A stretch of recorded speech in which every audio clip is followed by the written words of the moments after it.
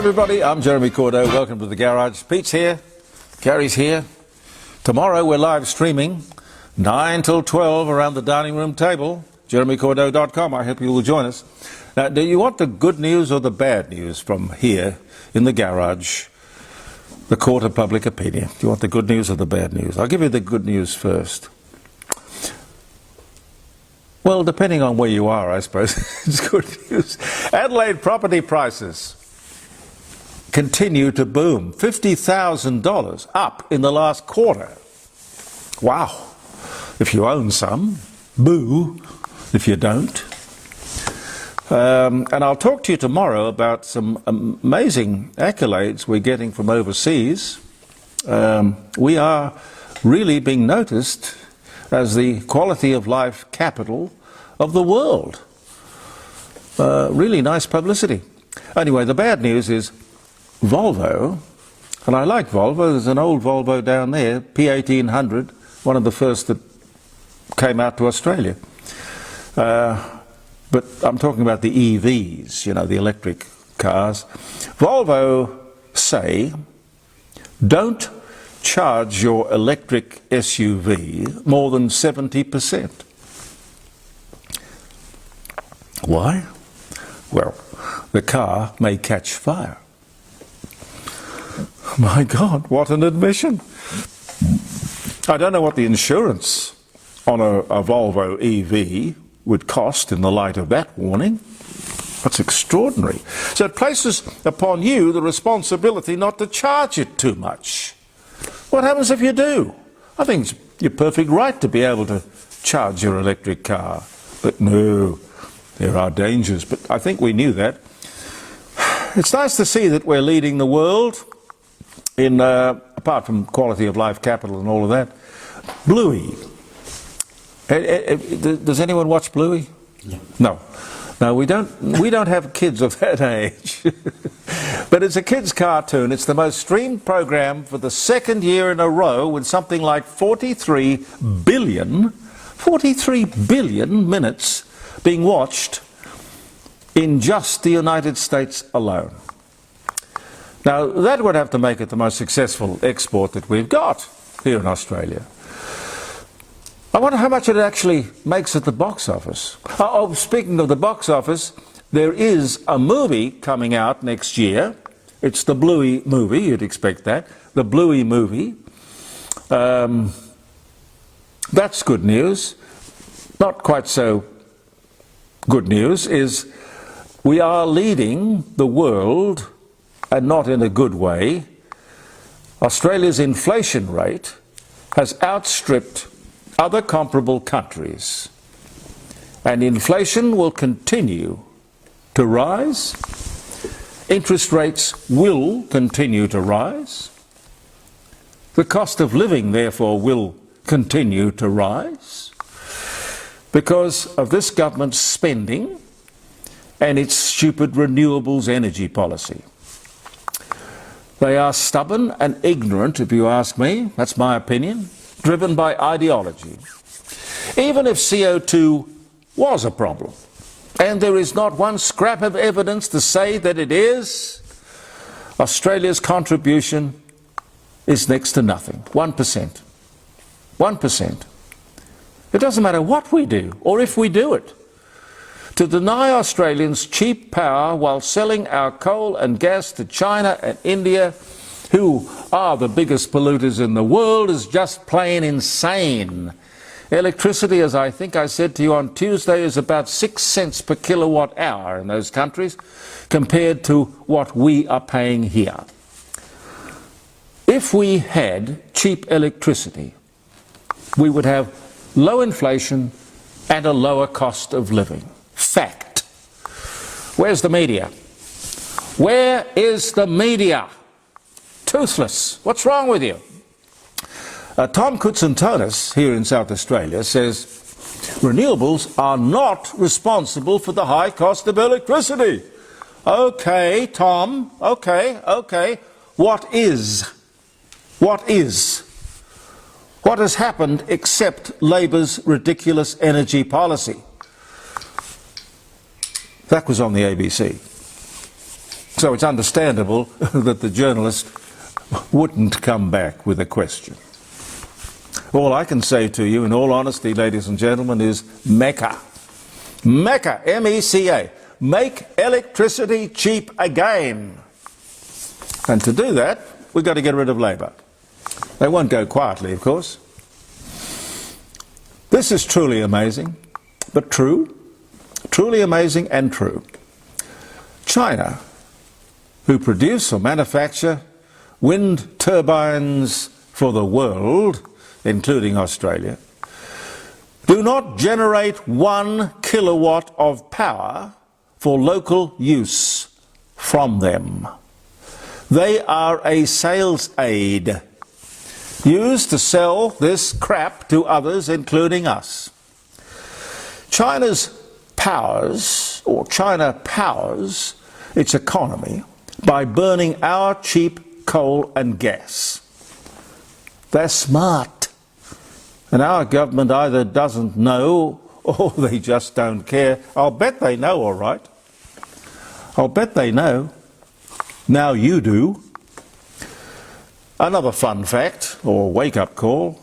Roughly 1 in 3 Australian households have solar energy rooftop panels installed. More than, look, I saw the figure, 43 million, something, no, 4.2 or 4.3 million homes and small businesses have rooftop solar panels. We lead the world per capita, adding 300,000 every year. And you know what? Most of these panels are coming to the end of their useful life. What do? Number one, in these times of massive household debt, how many people will be able to spare $20,000 or $30,000 to replace them? And what do we do with the old ones? There are no disposal or recycling plans that I know of. And what of the future? I can tell you there are discussions about the future, I know. How about we add the cost of disposal of these panels to the purchase price? Up front. Huh? Oh, there's a little lateral thinking for you. For all new solar panels, you have to buy and pay for their eventual disposal, future disposal. Now that's not going to make them more attractive. It is going to make them much more expensive. Are you up for this? How about we just insist that we have a government that uses our natural resources? We have coal, we have gas, we have uranium. Remember MECA. Make electricity cheap again. The Liberals, if they had half a brain, they'd be running with that as a slogan. Oh yes, this one was interesting. Australia's new High Commissioner to the UK, Jay Weatherill, we know him well here in South Australia. I've met him a few times, nice guy. He should be, however, quite ashamed of himself over this. This was an official engagement right there in front of the world media. The Australian flag on Australia Day relegated to the left. In the middle, proudly flying the Aboriginal flag and then the Torres Island flag. Flags which have no validity or credibility at all. The Australian flag sitting off to the left of the podium? This has got to stop, ladies and gentlemen. This has got to stop. This is totally disgraceful. Get rid of the Aboriginal flag and the Torres Strait Islander flag at such official functions. Neither should take priority. If Pauline Hanson was the Prime Minister, that would happen. Have you heard the opposition, the Liberal Party, have you heard them say anything about this? Gutless, absolutely gutless, gutless. And remember this, all this hatred of colonialism and all the rest of it, and Britain and all the rest. Remember this, Captain Cook was killed in 1779. If this man is still annoying you after all of these years, ruining your happiness here in 2026, you should seek therapy. All right? And by the way, a Redbridge poll, which came out yesterday, Redbridge is gaining credibility all the time. The two principals of that company are interesting. One is a Labour Party apparatchik. The other one was a former state director of the Liberal Party. So you've got some interesting balance and credibility coming from that mix. Anyway, this Redbridge poll shows that Pauline Hanson is now the most popular politician in the country. Most popular politician in the country. And One Nation, not too bad either. Up to 26%, with this support coming to them directly from the Liberal and National parties. Go Pauline. Go Pauline. Gaza, Hamas, Iran, Minnesota maybe, certainly Ukraine and Russia. You might have seen this. 85 seconds to midnight. The Doomsday Clock is ticking. This is the closest to midnight that it has ever been. That's the end. Midnight's the end. They started out with this Doomsday Clock 78 years ago, and for it to now be closest to midnight ever is a bit worrying. It moved ahead by 4 seconds. Don't know how many seconds it would actually ultimately take. I don't want to know. Midnight, of course, is the end of the world. Some questions for tomorrow. Tune in, jeremycordeaux.com. 9 a.m, 3 hours. You'll be there, won't you? Absolutely. Okay. Okay. Pete's probably going to be out busking or walking the dog or singing or something. We've got Katie on Friday mornings. Okay. 9 to 12, live streaming from around the dining room table. A few questions I thought I'd put to you. Should we have the national anthem sung by our kids in every school, every day? Maybe with a bit of a flag raising ceremony at the same time? I don't know. It's a thought. Well, it always used to be the way. Yeah, I despair when I see sporting elites in full view of their audience, cameras blazing. They fudge the national anthem. They don't know the words to the national anthem. I worry about that. Should it be a crime to burn the Australian flag?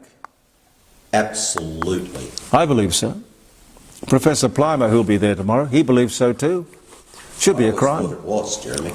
Well, yes, I know. Clever lawyers say it's freedom of speech or something. Here's one that should be talked about. Weight loss drugs. They're quite ubiquitous these days. They are very good. They do their job.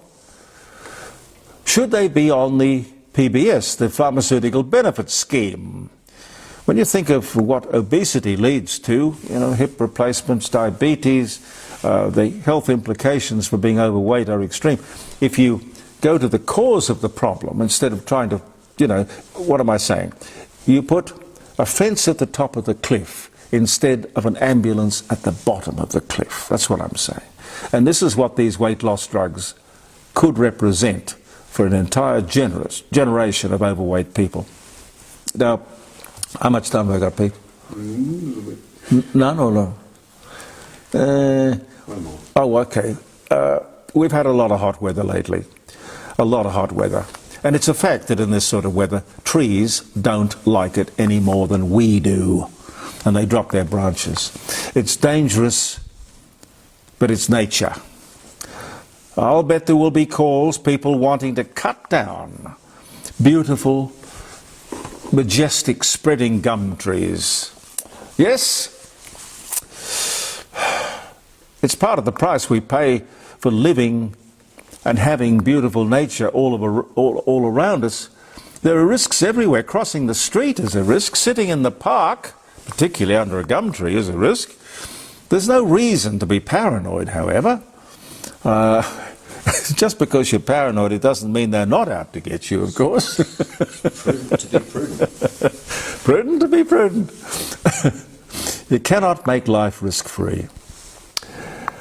And why would you want to? Just accept it as part of living day to day in this beautiful, wonderful, natural world. Let's not make it ugly to make it safe. All right? Have a think about it anyway.